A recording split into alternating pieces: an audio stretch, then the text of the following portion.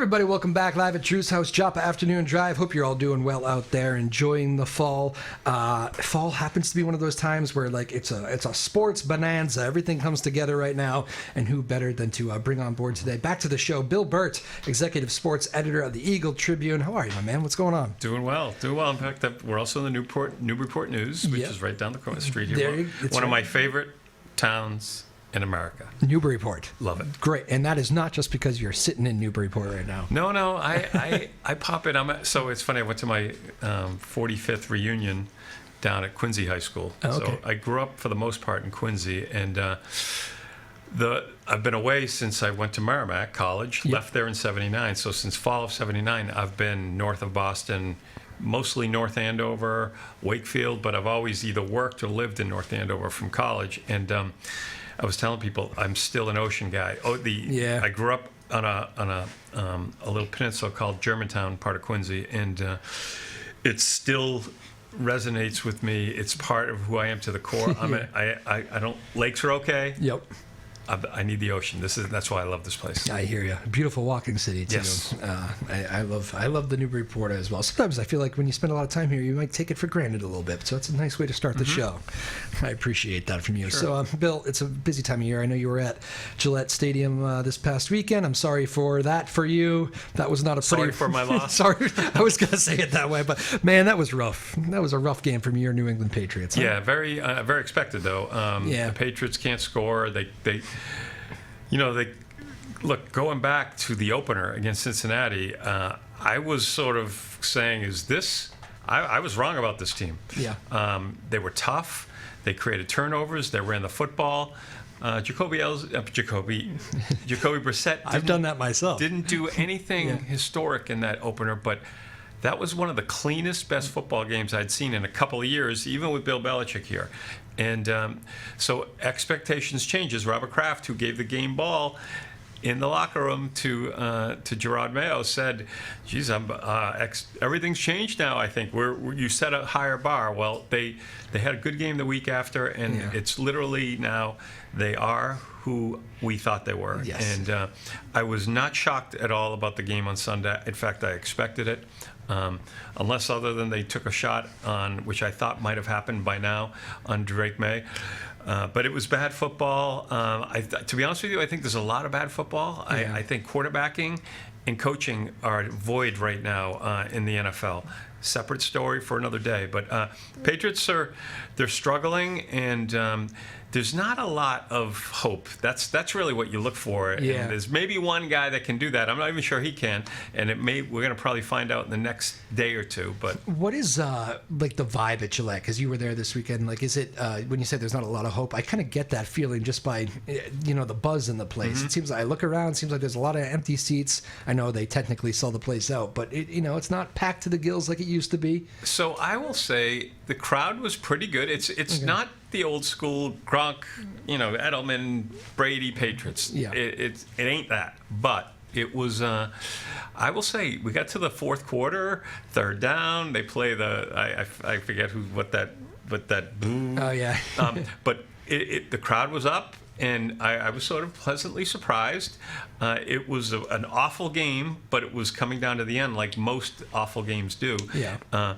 But, yeah, it's different. And expectations are what they are. Mm-hmm. That's the one thing the Patriots had going for them. There are no expectations with this team.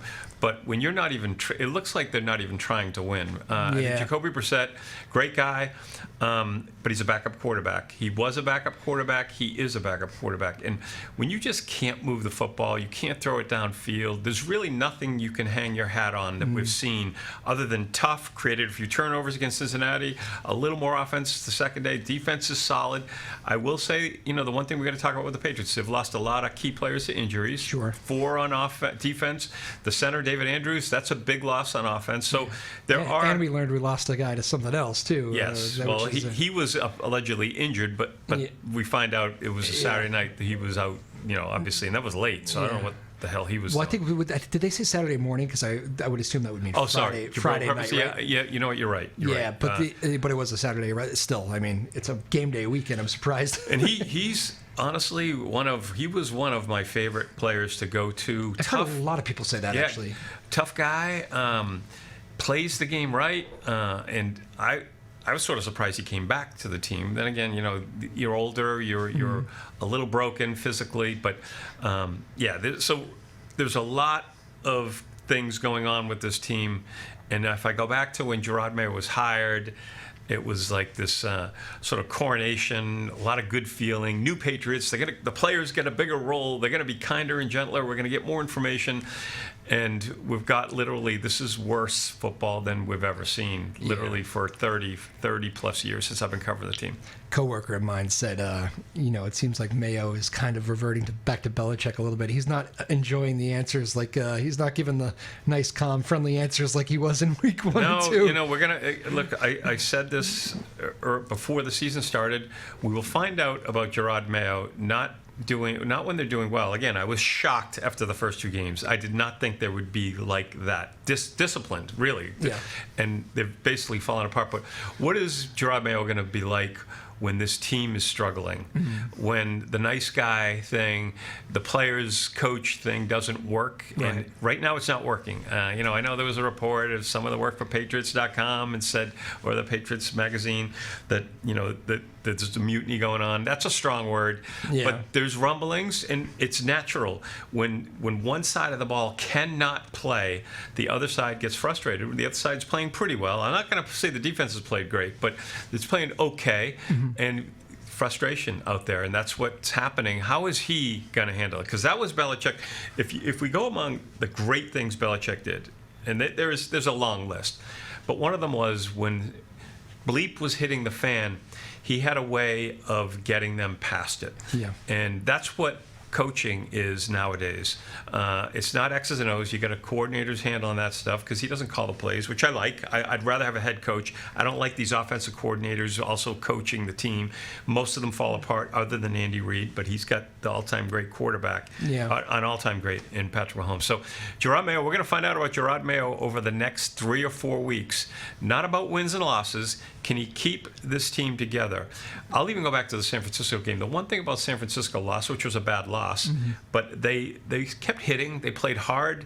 That's coaching, in my opinion. Yeah. This Sunday was abysmal, and I think things are starting to fall apart a little. How's he going to handle it? That being said, if Polk gets his second foot down, Yep. you win that football game, and you're 2-3, and right in the middle of what they would have done there. That was a big play. Yeah. What you do is you buy time for this plan, meaning you keep Drake May out another 2 or 3 weeks. Sure. Finally, Jacoby Brissett makes a play in the end zone. It was a nice play, and I remember saying after it happened and they called it back, I just don't think Jacoby Brissett has 2 touchdown passes and 2 consecutive plays in him, and he didn't. And that's not what he's about. He holds the ball a little too long, which is what we find out in second-rate quarterbacks. But, I will say if they win that game, if Polk gets his toe down and doesn't get the heel down, we're definitely in a different place.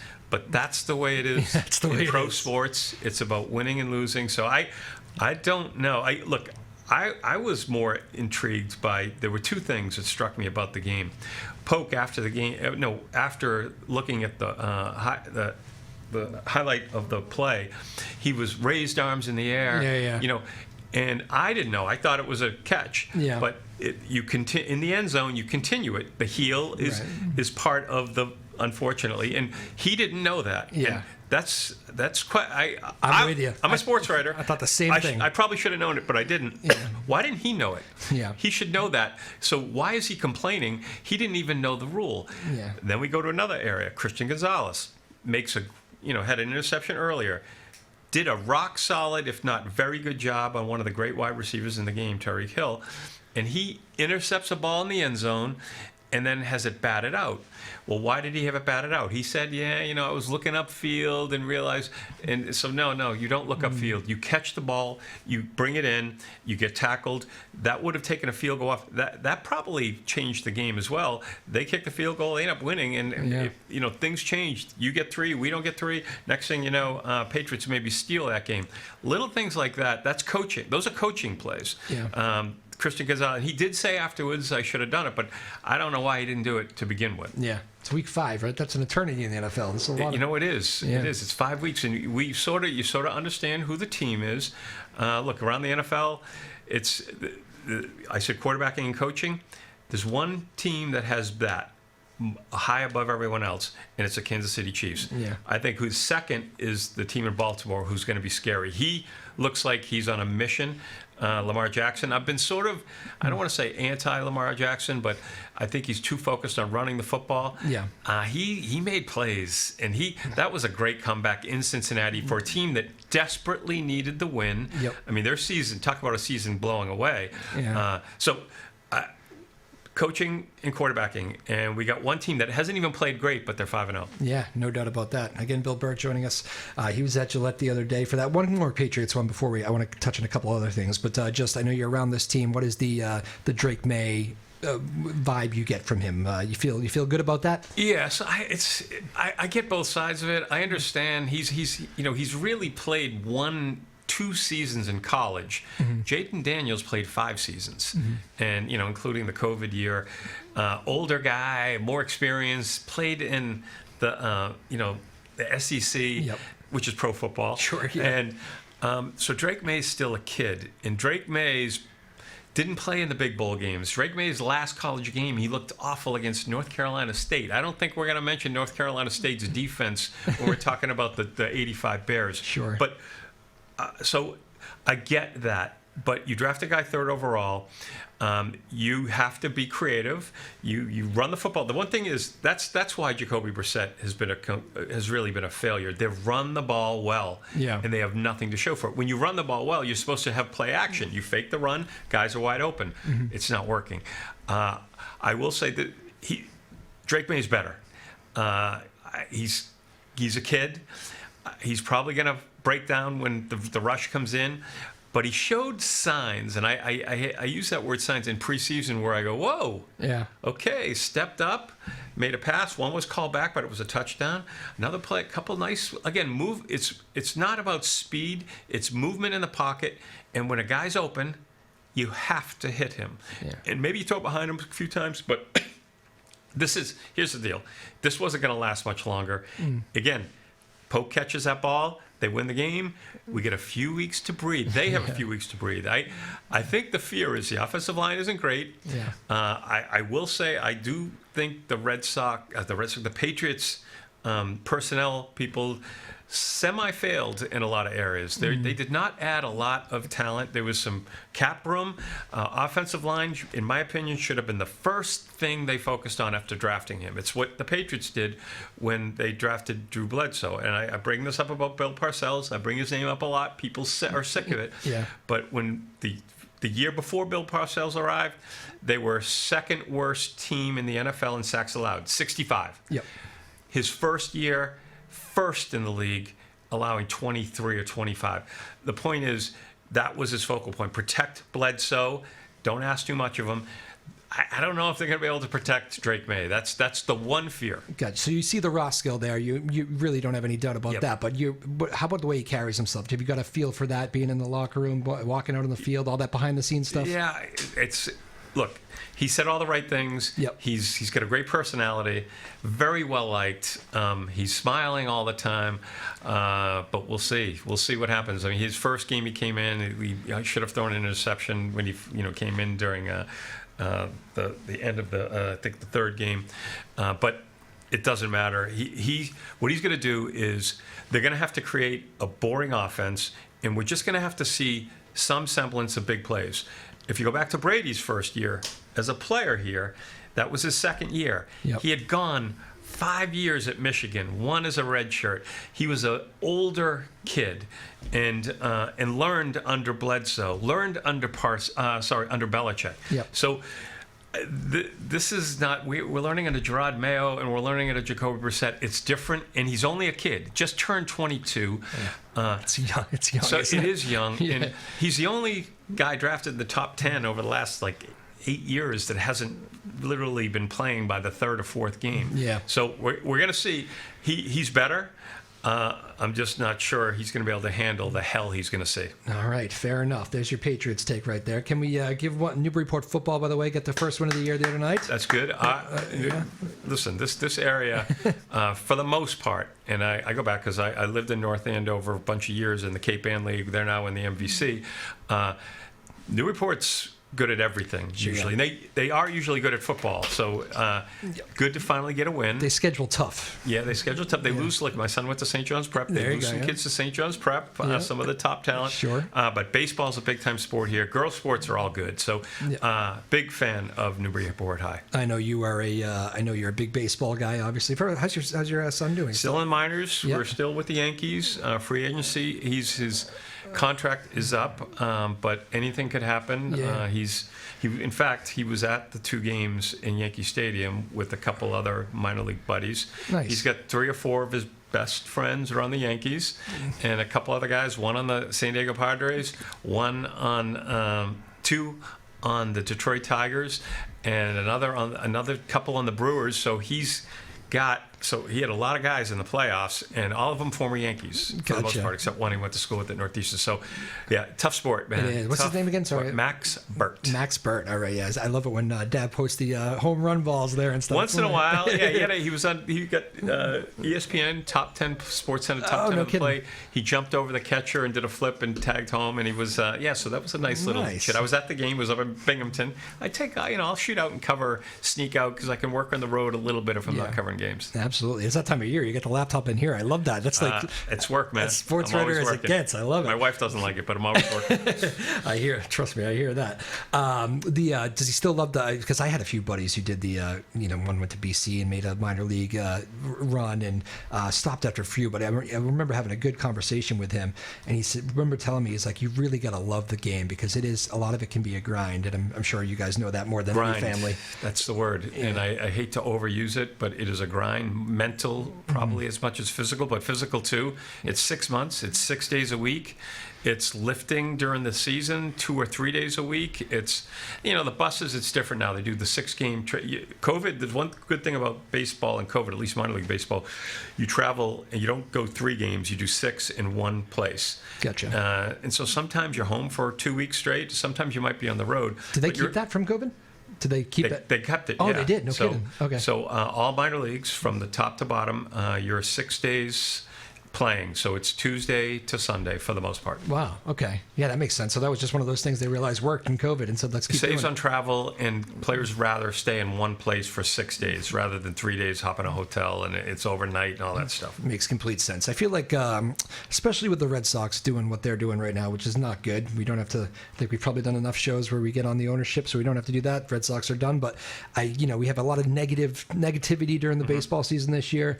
People say nobody cares about baseball, and then here we go, playoffs come around, and it's like the most exciting thing in the world again. It's like Every pitch, Oh. it's like, and it's a little cooler Yep. here in New York, Boston, Sure. Chicago. which is why it sucks that there's no baseball here. It's like my favorite thing. So I'll go back to the 21 playoffs because they had won in 2018. I was there when they beat the Dodgers, one of my favorite stadiums of all time, Dodger Stadium. And it's old and sort of junky, but it's just classic. Yeah. But 2021, 3 years later, after that horrid experience during COVID, they made that run unexpected. And Kike Hernandez went on that tail where he was like 30 for 30. Yeah. Not a TV show, 30 for 30. I ended up falling apart a little bit in the Houston series that they lost, but they were ahead 2-1. Yep. They get 2 games at Fenway, and they get swept. They lose those last few games. Yeah. And Houston caught fire there. yeah, but that was, it hit me how electric Fenway was. It was top 5 electricity that I've seen that I remember was 2021 playoffs. Yeah, I was at the Celtics clincher, the chip, which I think it was the first title game clinching thing that Yes. I've been to. I was there too, You were covering there that, too. yeah. Oh, I should have met up with you. But I wasn't even supposed to cover it. Actually, I had to jump in at the last second. I think I'm the latest person to get a credential ever to an NBA Wow, Finals congrats. game. Yeah, How'd you pull it out? What, like 2 hours before, hour before?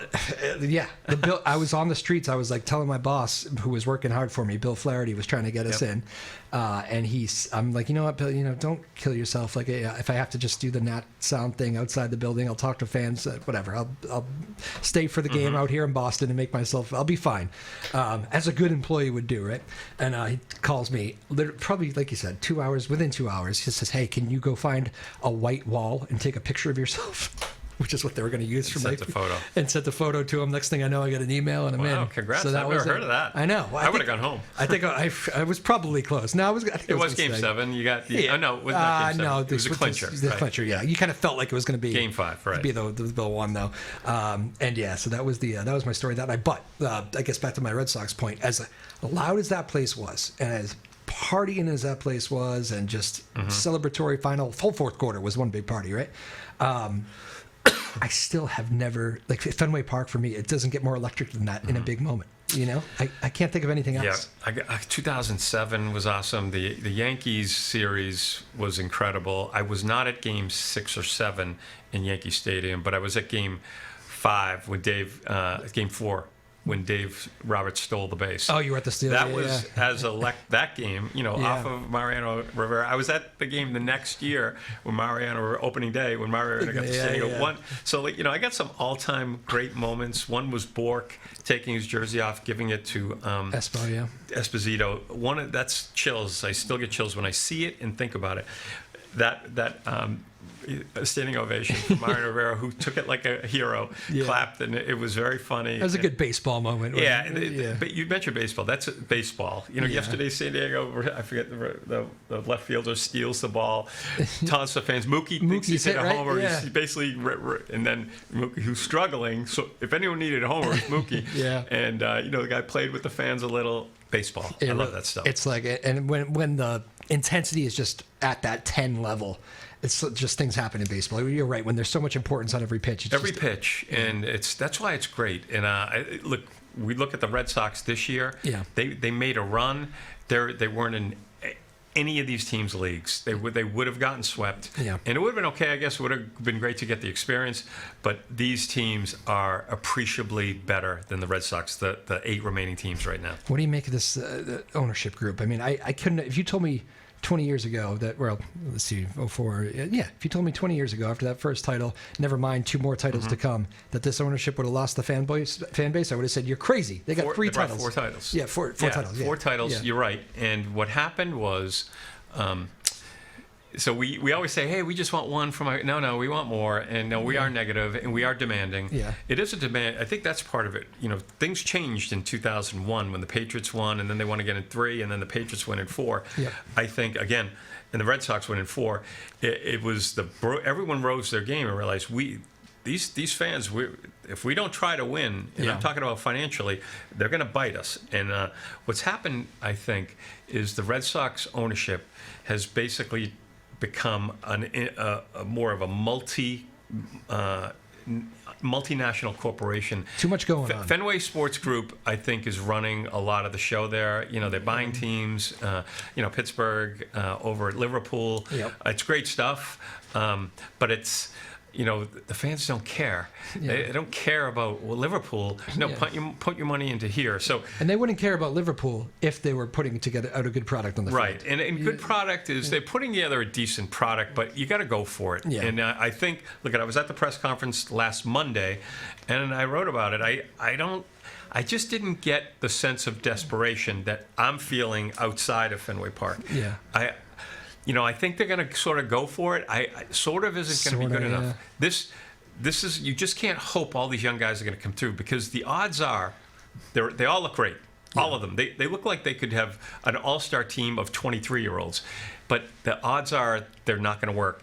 And when you want to win in August and September and October, you need that guy. Yeah. And they need 2. No, excuse me. They might even need 2 guys. Yeah. Go get me Tatis out there in San Diego or something, right? They're going to have to, Soto? Are they going to pay $60 million? I guess his price keeps going up.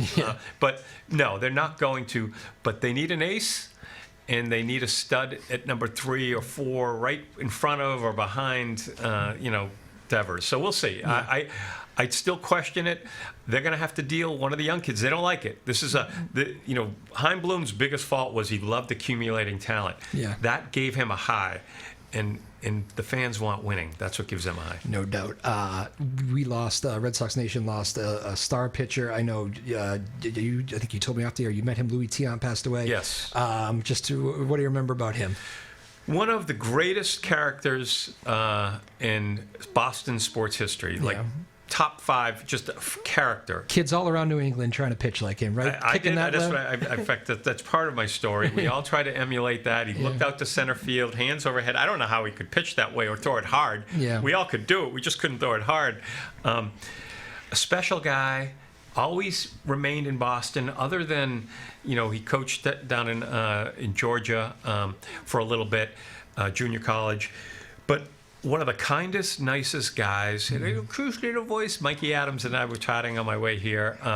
He was a special Boston personality his entire career and post-career.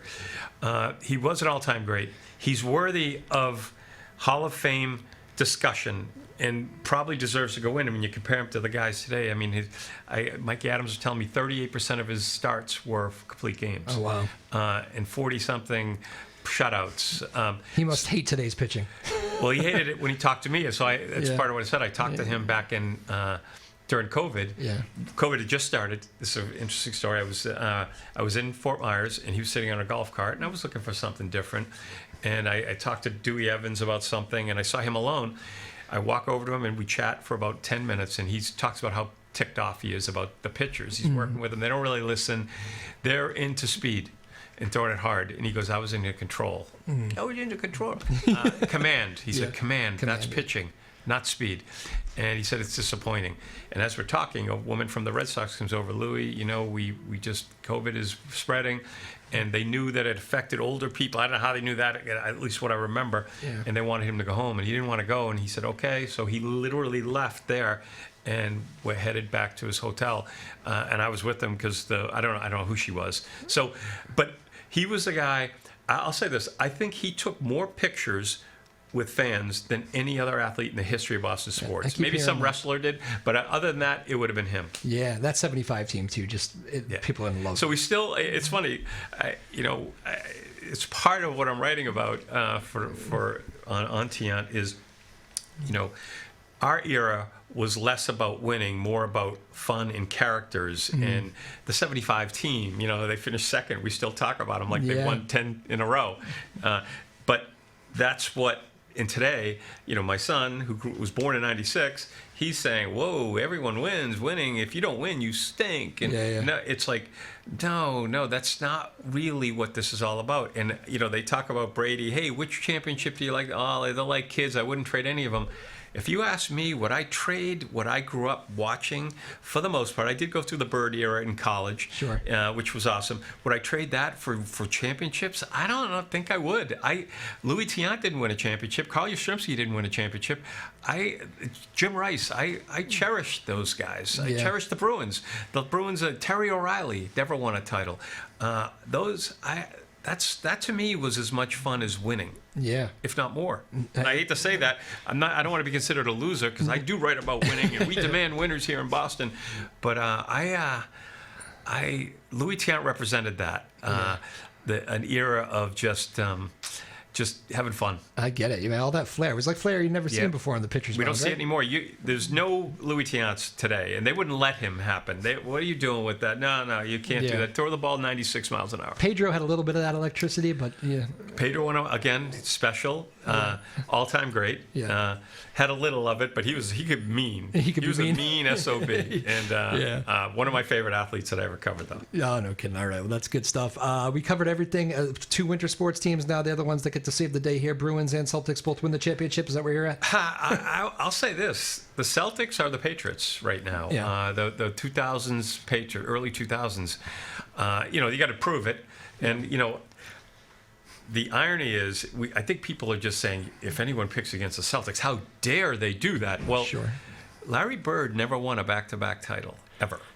All-time great. Is that true? I didn't actually. 81, 84, 86. Now, he almost won a couple back. They almost won in 87. They almost won in 85. Never thought of that, yeah. And so it's hard. Yeah. And there's the human aspect. Though the head coach, Joe Mazzulla, is a little crazy. Crazy or quirky? What do you think? What's your judgment? Okay, both. I'm gonna Okay. give him both. Hey, you like both? Yeah. I like him. I respect the hell out of him. When they hired him, I said, "Who is Joe? Say it ain't Joe." Yeah. I wrote the column. I apologize. And the Bruins, look, I was not disappointed by the Bruins a year ago. I was disappointed 2 years ago, and you can't blame Bruins management. They loaded up. Sure. And they loaded up with the championship team that lost to, guess what? The team that won it the next year, Yep. the Florida Panthers, who they play, obviously they open with. I'm into the Bruins. I think they're going to make a run. I think Jeremy Swayman, I said pay him. That what we were hearing was the Harry Sinden Bruins. You haven't done anything. Yeah. Don't give me haven't done anything. He's a stud goalie. He's a top 5, 6 goalie. He might even be the best. And he's still young. Yeah. I saw him play at Merrimack when he was at Maine. Yeah. He carried a mediocre team to the NCAA tournament. I think NCAA tournament once, but he legit great athlete and a great guy. He's a Bruin. They had to sign him. Unfortunately, in the NHL, it's different than other sports. They don't make the $30 million, but they get paid earlier. Yes. And it's sort of uncomfortable that you got to pay them earlier. But you know what? Hell with it. I'm into paying players. Sure, I'm happy for him, and I'm happy that the Bruins signed him, and they got a little cap space now if they got to make a deal. Still, right? They couldn't pay him. Yes. I think every Bruin fan, should just be very happy about that. And now let's run with the season. He has to perform well. Whatever. He's the goalie. He's going to perform. So we're going to hear that the pressure's on. Yeah. He's a different cat. He's like a closer, pitcher. Oh, I like that in my goalie. Yeah, he's a different guy. Yeah. And he's sort of a goofball. He's got a little Papelbon on him. Not as nasty as Papelbon per se, but he's good. I think the Bruins are going to be very good. I think they're a top 4 team in May, so we'll see. All right, you're excited. There you go. We covered it all. Bill Burt, thank you so much. He's the executive sports editor, the Eagle Tribune. Anything we need to know about the paper? Anything you want to send people to, or anything coming up? No, I get Twitter. So we got I'm putting on a little. On Thursday, we're hosting about 50 readers. So we do that a couple times a year. Just bring people in, talk sports, and answer questions. And then we're going to do a couple big events. I might get Lou Maloney, try to get 400 or 500 people before the Red Sox next year. Maybe Scalabrini during the year. So I try to bring the readers. Subscribers, we cherish them. It's a different era now. So when we get a subscriber, we hug them and we kiss them. And business is tough, but people are reading. Our website's flourishing, so we just got to keep grinding. That's a baseball word. It's a newspaper word. Word of the day. Enjoy the rest of the baseball playoffs, man. Thank you. I know you will. Bill Burt, always a pleasure. And Bill got a call very late for this show. He was a good man. I kind of put him in a tough spot to get here, and as always, you tend to deliver for me. There's certain people that are just awesome about I don't know, doing good things. I owe you one. Let's put it that way. You're welcome. By the way, like a Padres winning the World Series. Oh, how about that? I kind of like that pick. Good team. Padres winning. Xander Bogaerts leading the way. I still miss Xander. I miss Mookie. I miss them all. Yeah. Anyway, enjoy the rest of the baseball playoffs. No more bad Red Sox talk. Enjoy the rest of the fall and the playoffs, and enjoy the beginning of the Bruins and Celtics season 2. Here we go. Bill Burt, always a pleasure. Live at Drew's house, Joppa Afternoon Drive. We'll see you next time, everybody. Peace.